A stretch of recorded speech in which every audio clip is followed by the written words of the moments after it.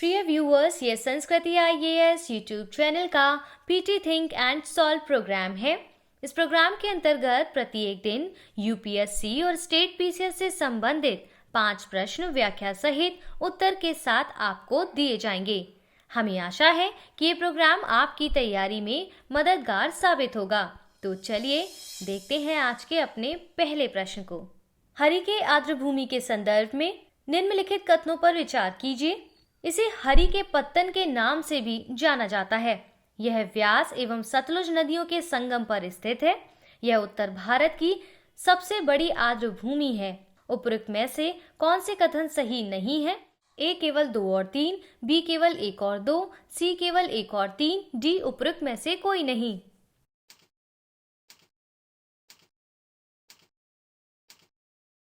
इसका सही उत्तर क्या होगा? Option D. हाल ही में शीतकालीन प्रवासी जल पक्षियों ने मध्य एशियाई फ्लाईवे का उपयोग कर पंजाब के हरिके आर्द्रभूमि की ओर आना प्रारंभ कर दिया है। ये पक्षी कठोर जलवायु प्रभाव से बचने तथा भोजन की तलाश में यहाँ आते हैं। हरिके आर्द्रभूमि को हरि के पत्तन के नाम से भी जाना जाता है। व्यास एवं सतलुज नदियों के संगम पर स्थित यह उत्तरी भारत की सबसे बड़ी आर्द्रभूमि है। हरि के आर्द्रभूमि एवं पक्षी अभयारण्य का निर्माण वर्ष 1953 में किया गया था। इसे भारत में रामसर स्थल के रूप में भी नामित किया गया है। यह पंजाब के तरन तारण जिले की सीमा पर स्थित है, जो अमृतसर, फिरोजपुर एवं कपूरथला तक फैली हुई है। इस प्रकार उपरोक्त सभी कथन सही है, अतः इसका सही उत्तर है ऑप्शन डी। आज के अपने दूसरे प्रश्न को देखते हैं। हाल ही में भारत ने सूचना एवं संचार प्रौद्योगिकी के क्षेत्र में सहयोग के उद्देश्य से किस देश के साथ समझौता ज्ञापन पर हस्ताक्षर किए हैं? ए दक्षिण कोरिया, बी चीन, सी जापान, डी संयुक्त राज्य अमेरिका।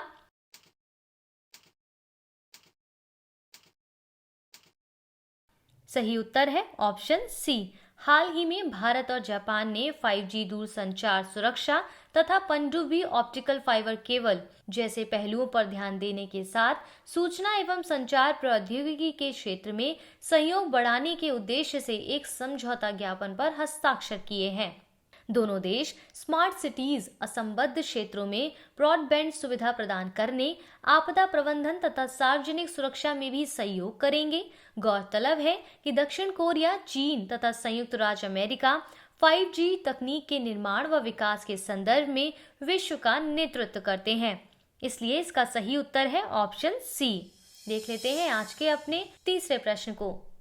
कलारीपायट्टू के संदर्भ में निम्नलिखित कथनों पर विचार कीजिए।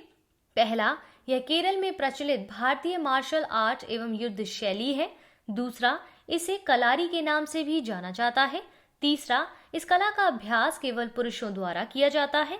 उपरोक्त में से कौन से कथन सही है? ए केवल 1, बी केवल 2 और 3, सी केवल 1 और 2, डी उपरोक्त सभी।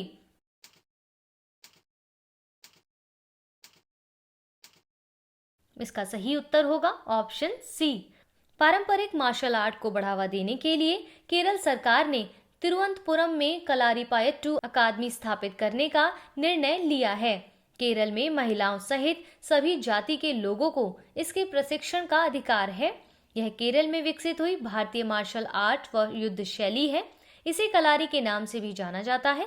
यह सबसे पुराने मार्शल आर्ट में से एक है, जिसकी उत्पत्ति 3री शताब्दी ईसा पूर्व के बीच हुई थी। इस प्रकार कथन 1 और 2 दोनों सही है, जबकि कथन 3 गलत है। इसलिए इसका सही उत्तर क्या होगा? Option C. देख लीजिए आज के अपने चौथे प्रश्न को। डेजर्ट नाइट 21 निम्नलिखित में से किससे संबंधित है?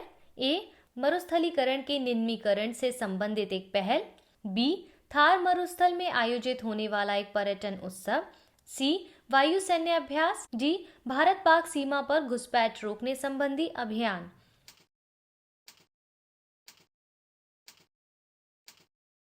सही उत्तर है ऑप्शन सी।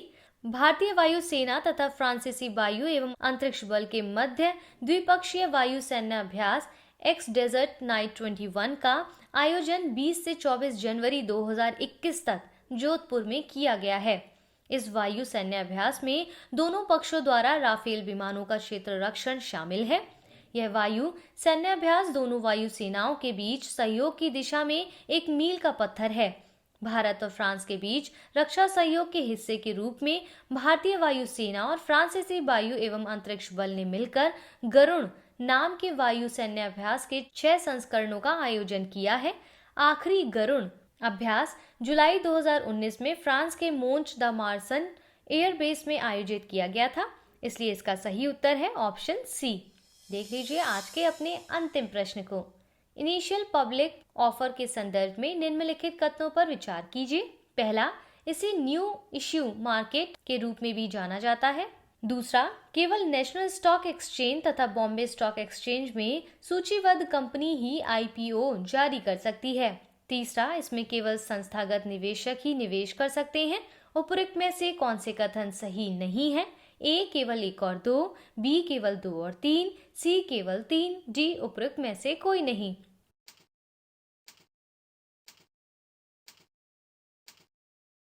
सही उत्तर है ऑप्शन सी। जब कोई कंपनी अतिरिक्त पूंजी जुटाने के उद्देश्य से सार्वजनिक रूप से अपने शेयर को पहली बार जारी करती है, इसे इनिशियल पब्लिक ऑफर कहते हैं। इसे न्यू इश्यू मार्केट के नाम से भी जाना जाता है। इसमें व्यक्तिगत तथा संस्थागत दोनों तरह के निवेशक निवेश कर सकते हैं। नेशनल स्टॉक एक्सचेंज तथा बॉम्बे स्टॉक एक्सचेंज पर सूचीबद्ध कंपनी ही आईपीओ जारी कर सकती है। इसके अंतर्गत केवल वही कंपनियां आईपीओ जारी कर सकती हैं जिनकी न्यूनतम पेड अप कैपिटल 10 करोड़ रुपए हो। इस प्रकार कथन 1 और 2 दोनों सही है, जबकि कथन 3 गलत है। इसलिए इसका सही उत्तर क्या होगा? ऑप्शन सी।